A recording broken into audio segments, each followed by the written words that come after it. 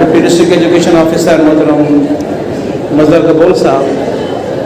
School जा हेड master साहब, school जा असातिज़ा इकराम ऐं अज़ीज़ तालिब इल्म साथियो, लतीफ़ शनासाई जो ॾिहाड़ो नूर मोहम्मद हाई स्कूल वारनि जे लाइ का नई रिवायत न आहे। 2015 खां वठी लतीफ़ शनासाई जा प्रोग्रामात तसलसल सां हली रहिया आहिनि ऐं जिन जो बुनियादी मक़सदु इहो आहे त लतीफ़ जे अमुन जे आशिकी जे पैगाम सां माण्हुनि खे आगाह कजे। असां जंहिं धरती ते रहूं था, इन धरती जी शान, इन धरती जो मान ऐं इन धरती जी सुञाणप लतीफ़ जे करे बि आहे। लतीफ़ हिकिड़ो आफ़ाक़ी शाइर आहे, हिकिड़ो आलमगीर शाइर आहे ऐं मूंखे ख़ुशी थी आहे त लतीफ़ जे पैगाम खे सम्झण जे लाइ असां वटि हिकिड़ो इंतिहाई मुदब्बिर दाना, हिकिड़ो इंतिहाई दानिश्वर शख़्सियत सां अली नवाज़ साहब अवां सां गुफ़्तगू करे रहिया हुआ ऐं ॾाढो सरूर मिली रहियो, लुत्फ़ मिली रहियो हो लतीफ़ खे ॿुधणु ऐं दिलि इहो चाहे रहियो त असां लतीफ़ खे जेतिरो वधीक ॿुधूं ओतिरो वधीक असांखे सुख मिले, चैन मिले ऐं असांखे आराम मिले। यकीनन लतीफ़ जो जेको हिकिड़ो वॾो अहम पहलू आहे, उहो पहलू मुंहिंजो रूहानी पहलू आहे। असां वटि वरी थोरा असांजा नज़रियाती मामला मुख़्तलिफ़ थी विया आहिनि। उन्हनि नज़रियाती मामलनि जे करे लतीफ़ साईं जे रूहानी पहलू खे माण्हुनि तमामु घणो पस मंज़र में रखी छॾियो आहे। उहो लतीफ़ जेको पंहिंजे कलाम में इहो चवे त अवल अलाह अली, उहो अलाह खां अवल का ॻाल्हि करण जे लाइ तयारी कोन आहे। उहो चए थो सभु खां अवल शइ आहे, ज़ात आहे अलाह रब्बुल आलमीन जी। त उन अलाह जी ॻाल्हि करण वारे लतीफ़ जी जंहिं महिल असां ॻाल्हि करणु शुरू कयूं था त लतीफ़ जो उहो अलाह जी ॻाल्हि करण वारो पहलू असां विसारे छॾियूं ऐं पूरे रिसाले में जेका इहा ॻाल्हि पखड़ी पई आहे, ईअं कोन्हे त को लतीफ़ खे हिकिड़ी जाइ ते इहो चइबो आहे ऐं ॿिया वर्ग विसार वारी ॻाल्हि थो करे त ॿियूं सभु शयूं विसार, कंहिं ॿिए पासे वाझाइणु, कंहिं ॿिए पासे ॾिसणु, कंहिं ॿिए पासे परोड़णु, ज़िंदगी जी हक़ीक़तुनि खे, रूह जी हक़ीक़तुनि खे, इन जे लाइ इंसानु गुमराही जे रस्तनि ते वञी सघे थो, पर जेको असुलु दग आहे उन दग ते पहुचाइण वारो कमु लतीफ़ इहो थो करे त बाने खे, अलाह जे बाने खे बाहि खां वठी करे उन जे रब सां जोड़ण वारो असुलु कमु थो करे। ऐं इन शइ ते जेको सो ॻाल्हाइण जी तमामु शदीद ज़रूरत आहे, इन पहलू ते ॻाल्हाइण जी शदीद ज़रूरत आहे। ऐं हिकिड़ो मुर्शिद जंहिंखे असां चऊं था त मुर्शिद लतीफ़, उहो मुर्शिद लतीफ़ कहिड़े हवाले सां असां मुर्शिद चऊं था? अहिड़े तसवुफ़ इन ॻाल्हि खे ॼाणनि था त तसवुफ़ जे अंदरि जेके इंसान जी हिदायत जा ॾाका या दर्जा या मदारिज आहिनि, उन में फिनाफ़िल शेख जी ॻाल्हि कई थी वञे त ॿियो दर्जो आहे फिनाफ़िल रसूल जी, ऐं तॾहिं थो वञे इंसानु फिनाफ़िल्लाह जे दर्जे ते पहुचे। त सैयद जेका ॻाल्हि थो करे त जंहिंजी चीज सैयद जे हथ में, तंहिंखे लहर न लोॾो, माना जेको माण्हू पंहिंजो पाण खे सैयद जे हवाले करे थो, ऐं सैयद मां मुराद हर को माण्हू सम्झी सघे थो त मुर्शिद आहे, ऐं मुर्शिदनि में आला तरीन मुर्शिद मुहम्मद मुस्तफ़ा सल्लल्लाहु अलैहि वसल्लम जी ज़ात आहे। त माना पंहिंजो पाण खे अलाह रब्बुल आलमीन सां जोड़णु, ऐं उन जोड़ण जे लाइ जेकॾहिं असांखे वाट का वठणी आहे, को रस्तो वठिणो आहे, उहो रस्तो इहो त असां मुहम्मद मुस्तफ़ा सल्लल्लाहु अलैहि वसल्लम जे हथ में असां पंहिंजी चीज ॾेई छॾूं, पंहिंजो पाण खे मुहम्मद मुस्तफ़ा सल्लल्लाहु अलैहि वसल्लम जे हवाले करे छॾूं। त जेकॾहिं असां इहो रस्तो वरितोसीं, इहो दग वरितोसीं, त असां अलाह रब्बुल आलमीन खे सुञाणण जे लाइ जेको कमु करणु खपे उहो कमु आसानी सां करे सघूं था। त लतीफ़ जे पैगाम जे इन रूहानी पहलू खे साम्हूं आणण जी वधीक ज़रूरत आहे। असां ॾिसी रहिया आहियूं त अॼु दुनिया केतिरी बि तरक़ी करे वई हुजे, असां यूरोप जी ॻाल्हि था कयूं, यूरोप जी तरक़ी जी ॻाल्हि था कयूं, असां रशिया जी ॻाल्हि था कयूं ऐं रशिया जी तरक़ी जी ॻाल्हि था कयूं, इन्हनि तहज़ीबुनि जे अंदरि जेकॾहिं को ख़िलाफ़ असांखे महसूसु थिए थो, का कमज़ोरी महसूसु थिए थी, ऐं उते जो इंसानु जेकॾहिं तमामु तर सहूलियात ज़िंदगी मिलण जे बावजूदि बि ख़ुदकशी जे तादाद में दुनिया में सभ खां वधीक आहे, त सम्झिबो इहो थो थिए इंसान खे रूहानी सुकून कोन्हे। ऐं असां इहा ॻाल्हि बि महसूसु था कयूं त जॾहिं हिन दुनिया जे अंदरि हिकिड़ी गुरबत आहे, जिन मुल्कनि में असां था रहूं, एशिया में या अफ्रीका में, हिते गुरबत आहे, हिते इंसानु अफ़लास जी ज़िंदगी गुज़ारे पियो। अफ़लास माना हिकिड़ो मयार मुक़ररु कयो वियो आहे त हीअ इंसान जी विचोली ज़िंदगी ही आहे त टे वक़्तु मानी खाए सघे, पंहिंजो अंग ढके सघे, को छपर उन वटि हुजे हू रही सघे। पर अफ़लास जी इन सतह खां जेकॾहिं हेठि रहंदड़ माण्हू ॾिठा वेंदा त मालूम थींदो त अफ्रीका ऐं एशिया जा माण्हू सभ खां वधीक उन अफ़लास जे ख़त खां, उन लीक खां हेठि लथल माण्हू आहिनि। तमामु घणी मिसकीनी ऐं ग़रीबी आहे, पर इन जे बावजूदि जेकॾहिं ॾिसूं था त ख़ुदकशी जो अंग तमामु घटि जेकॾहिं मिलंदो त असांखे हिते मिलंदो, तलाक जो अंग जेकॾहिं घटि मिलंदो त असांखे हिते मिलंदो,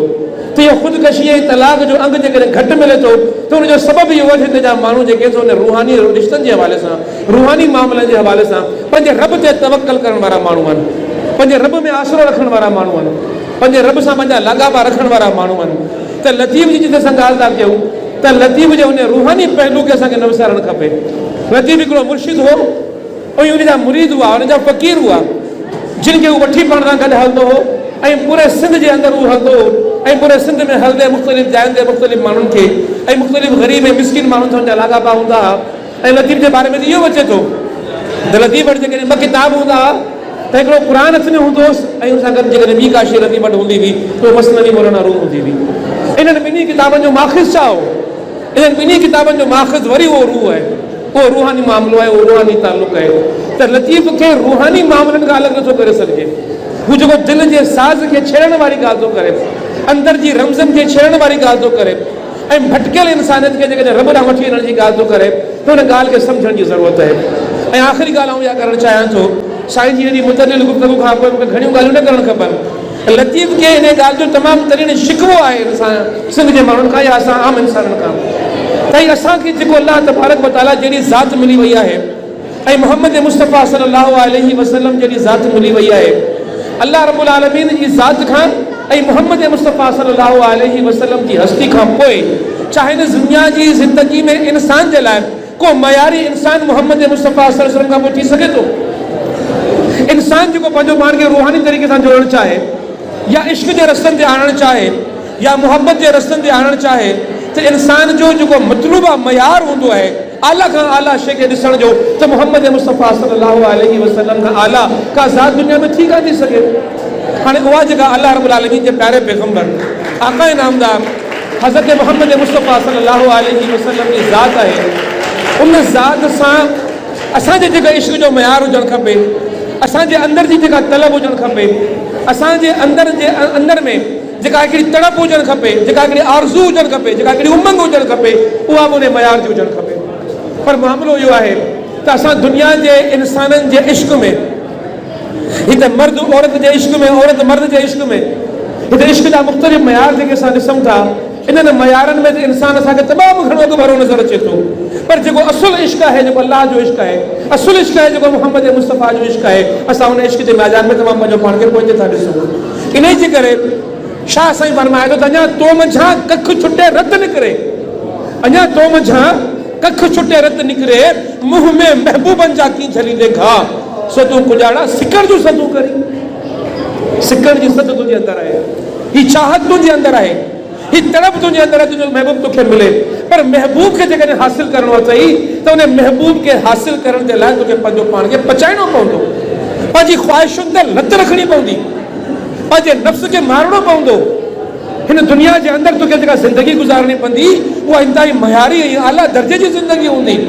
ऐं उहा आला मयार वारी ज़िंदगी, आला दर्जे वारी ज़िंदगी उहा तूं तॾहिं हासिल करे सघींदो जॾहिं पंहिंजे अंदरि जे नफ़्स खे तूं मारींदे। इहो ॾुखियो इम्तिहान आहे, पर तूं त एतिरो नाज़ुक आहीं जो कख तोखे लॻे त तुंहिंजो रत निकिरी थो पवे। अञा तो मंझां कख छुटे रत निकिरे, मुंह में महबूबनि जा की छलींदे खा। ही जेको ख़्वाहिशात जिन खे तो पंहिंजो महबूब बणाए छॾियो आहे, इहे तुंहिंजी ज़िंदगी जो जेको मयार आहे, जेको तुंहिंजो असुल मक़सदु ज़िंदगी आहे, उनखे हटाइण जे लाइ तोखे जेका तकलीफ़ ॾींदा तूं उनखे संभाले न सघंदे। अञा तो मंझां कख छुटे रत निकिरे, मुंह में महबूबनि जा की झलींदे खा, सो तूं कुॼाड़ा सिकड़ जो सदू करी। पंहिंजो पाण खे पचा, पंहिंजो पाण खे उन मयार ते आण, जहिड़ी हस्ती जे इश्क जी दावा तूं करी,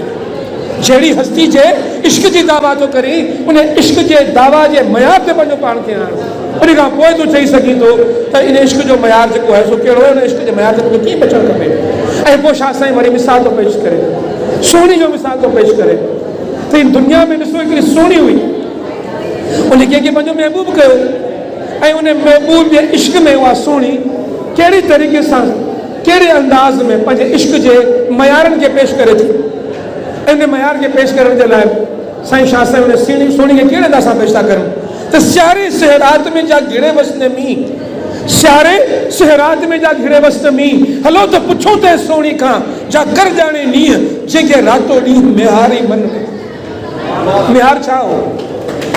मेहार छा हो? निहार हिकिड़ो असां ई तव्हां जहिड़ो इंसान हो, उन हिकिड़े असां ई तव्हां जहिड़े इंसान जे इश्क में हू सुहिणी सियारे जी सह राति जंहिंमें पारो पवे थो, सियारे जी राति जंहिंमें पारो पवे थो, ऐं पारे पवंदड़ उन राति में वरी मींहुं बि वसे पियो। थधि जो मयार छा हूंदो, थधि जो अंदाज़ छा हूंदो? सियारे सह राति में जा घिड़े वसंदे मींहुं दरिया में घिड़े थी, वसंदे मींहुं घिड़े थी, दिलि ते वेहे थी, दिलि ते परे पासे वञे थी। इन इश्क में ॾिसो कीअं हू पंहिंजो पाण खे पेश करे थी। सारे से रात में जा घिड़े वसंदे मींहुं, हलो त पुछो ते सोणी खां जा कर ॼाणे नींहुं जेकॾहिं करिणो अथव, इश्क जेकॾहिं करिणो अथव, महबूब ॾे जेकॾहिं वञिणो अथव, महबूब सां जेकॾहिं मिलणो अथव, त पोइ इश्क जा इहे मयार ऐं अंदाज़ जेकॾहिं सम्झणा अथव त सोणी खां सम्झो। हिकु इंसान जे इश्क में, आम इंसान जे इश्क में हू जेकॾहिं इन मयार ते पंहिंजो पाण खे आणे बीहारे थी त सारे से रात में जा घिड़े वसंदे मींहुं, हलो त पुछो ते सोणी खां जा कर ॼाणे नींहुं जेके रातो ॾींहुं मेहारे मन। हिते दावा उहे तसव्वुफ़ जी ॻाल्हि कंदसि, उहा रूहानी रिश्ते जी ॻाल्हि कंदसि। हिते दावा आहे त असांखे इश्क आहे पंहिंजे मुर्शिद सां। हिते दावा आहे त असांखे इश्क आहे पंहिंजे आका हज़रत मुहम्मद मुस्तफ़ा सल्लल्लाहु अलैहि वसल्लम सां। हिते दावा इहो आहे त असांखे रब काइनात आका नामदार हज़रत मुहम्मद मुस्तफ़ा जे परवरदिगार अल्लाह रब्बुल आलमीन जी रज़ा खे हासिल करिणो आहे ऐं जन्नतुनि खे हासिल करिणो आहे। जेकॾहिं इन्हनि मयारनि ते अचिणो आहे त पंहिंजो पाण खे इन्हनि मयारनि ते पूरे लहण जे लाइ तयारु करिणो पवंदो। अलाह से असांखे उहा सम्झ ॾे, असांखे उहा अक़ुल ॾे, फ़हम ॾे जो असां इश्क जे इन्हनि मयारनि खे सम्झी सघूं ऐं लतीफ़ जे पैगाम खे इन अंदाज़ में,